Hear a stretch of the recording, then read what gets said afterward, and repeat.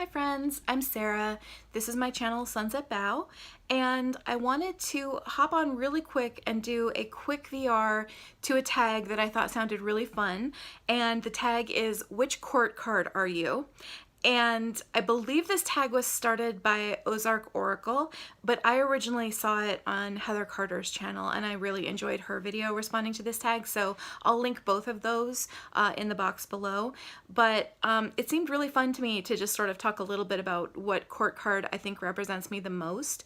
It's something that I've actually given a lot of thought to, because I think if you look at it sort of officially on paper, there is a court card that pretty much represents me on every level. But if you look at the court card that sort of stalks me and calls me out and that I do embody pretty regularly, there's a different one. So I'm going to start with the court card that I think on paper you could say represents me on just about every level. And that card is the Queen of Cups.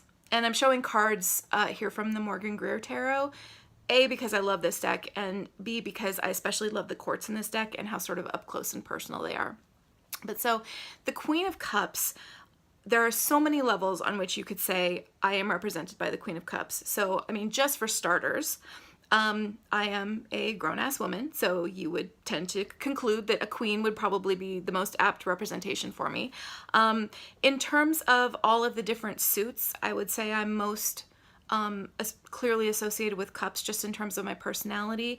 I tend to be a fairly emotional person, and I tend to be fairly driven by my emotions. So, you know, if you were to pick a queen to represent me, I think you would go with the Queen of Cups as opposed to any other queen. Also, I'm a Pisces in terms of my sun sign, and a lot of people associate Pisces with the Queen of Cups as a mutable water sign. I think there are a lot of systems of correspondence where you would associate the mutable signs with queens. There are some where you might associate them with a different court card. I tend to associate them with queens. I've also seen a chart where somebody once associated all of the different Myers-Briggs personality types with a different court card, and INFJ, which is my personality type, and I've tested out as an INFJ numerous times.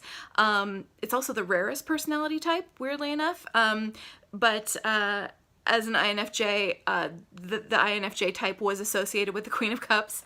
Also, just in terms of that sort of old-fashioned, like, what do you look like associations that you see sometimes with court cards, I never use this in my personal practice at all.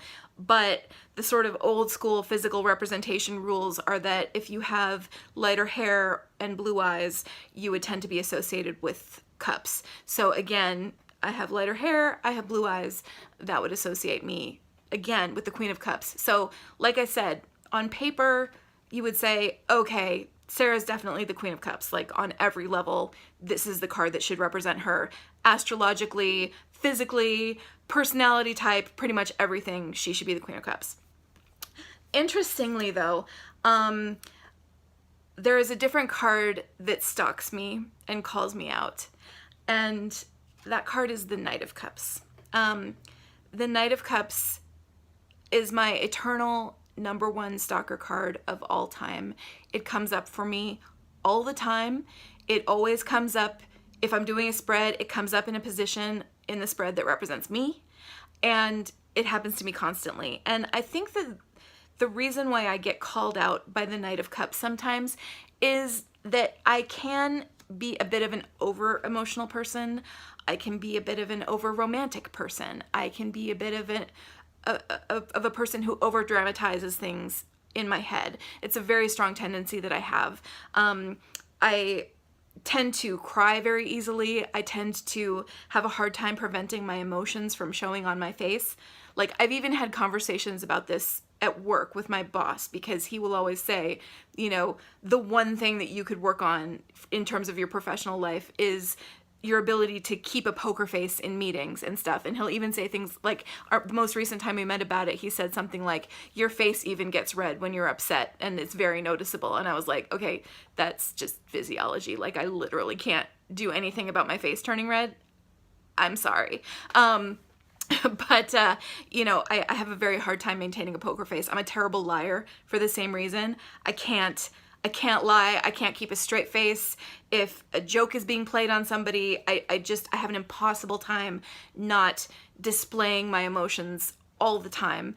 And so I think on that level, in terms of something that I could work on more as a person, that tendency again to be over emotional, over dramatic, over romantic, have my heart on my sleeve way too much, is definitely why the Knight of Cups stalks me and calls me out a lot. And it's something that I think about a lot and that I consciously work on a lot. And I've actually done like specific work with the Knight of Cups in terms of thinking about this, and the sort of Knight of Cups influence that comes through me, and how best to sort of mediate that and both appreciate it about myself, appreciate all my messy drama emotion, but also be able to get it under control when I need to. So again, those are the cards that I would say would most represent me. I will also say that I think Heather said this as well in her video. There are aspects of every court in everybody. You know, in terms of the Queen of Cups and the Knight of Cups, I'm just picking the ones that either strongly represent me for specific reasons or literally stalk me and call me out constantly. But there are aspects of other courts in me. You know, when I think of the Queen of Pentacles, for example, I'm definitely a person who pays a lot of attention to my physical surroundings. I love my house. I keep it in a very particular way.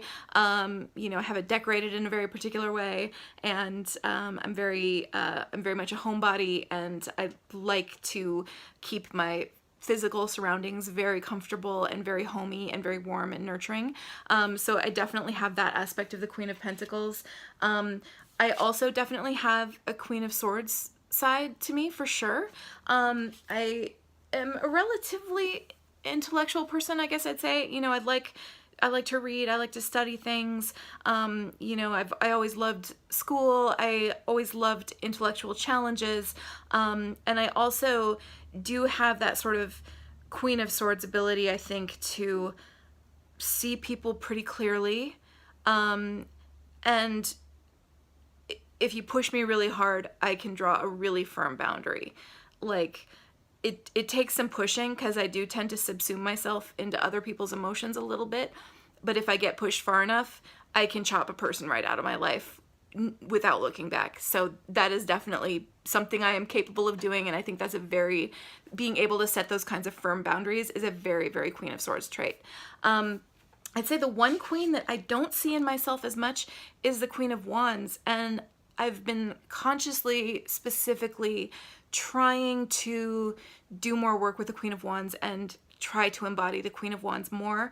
I have a little magnet board that I keep on my bookshelf, and I think I had the Queen of Wands pinned up on there for the entirety of last year.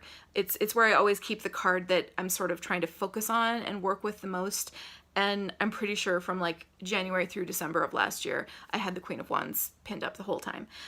So, you know, it definitely is an energy that I want to embody more, to try to be, allow myself to be a little more fearless, a little more willing to chase my passions and my inspirations, to be a little bit, willing to be a little bit more adventurous, warmer, you know, a little bit more of an open book to people in terms of not just sharing my emotions, but sharing my inner thoughts and sharing my experiences. So definitely the Queen of Wands is a presence and a archetype that I want to work on embodying more. But so anyway, the one last thing that I did want to say about court cards is, if you were to ask me my absolute favorite single image from the court cards that I find really resonant to me, it would be the fish popping out of the cup in the Page of Cups. Hi, sorry, my cat is messing with my tripod. The fish popping out of the cups in the Page of Cups is, if I were to get a tarot tattoo, that's the tattoo that I would get. It's, hi, you keep bonking into my tripod. what you doing? What it brings up for me in terms of intuition bubbling up to the surface, in terms of feelings bubbling up to the surface, you know, just what it represents in terms of being attuned to your inner voice and allowing that to come to the surface of your consciousness is a very big deal to me. And so just from an imagery perspective, I freaking love the Page of Cups, the Rider-Waite-Smith Page of Cups. It's just, it's super important to me. So that's my take on the question of what court card represents me. So if other folks would like to do this tag, I think that would be awesome. I just find it really interesting to think about and hear about. So anyway, thanks so much for watching, everybody. Have a great one. Bye-bye.